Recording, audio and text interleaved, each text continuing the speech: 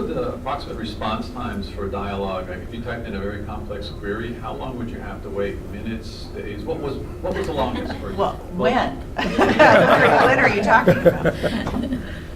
I mean, as it, in the last few years, I mean, it's pretty spontaneous. Even when you would do a very difficult search across many different databases, it came back really fast.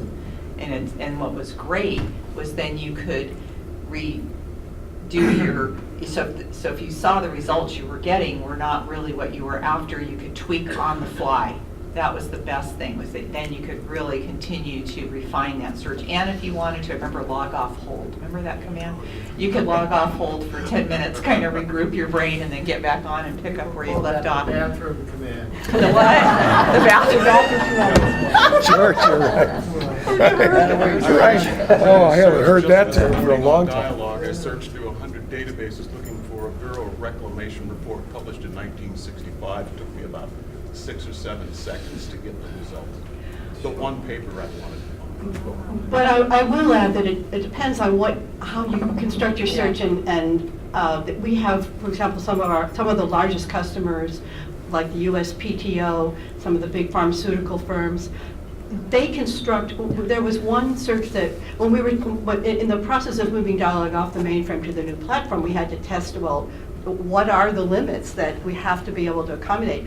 And we had some stored searches that were well over 600 lines and included so many nested statements and just very, very complex things.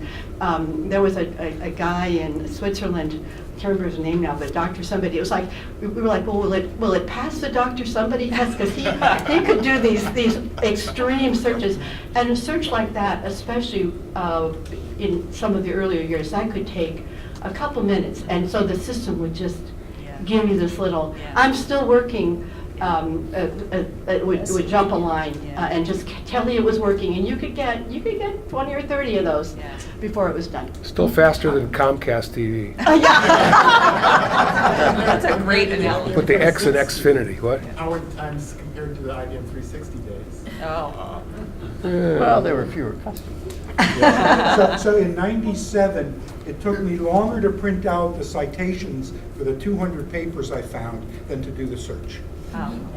So Actually, to answer your question, I was mentioning this push-pull between technology and the resources, and at a peak time of day when we had several databases operating simultaneously, it could take 5, 10, 15, 20 seconds depending for a response to a complex search, depending on how many people were online at that time.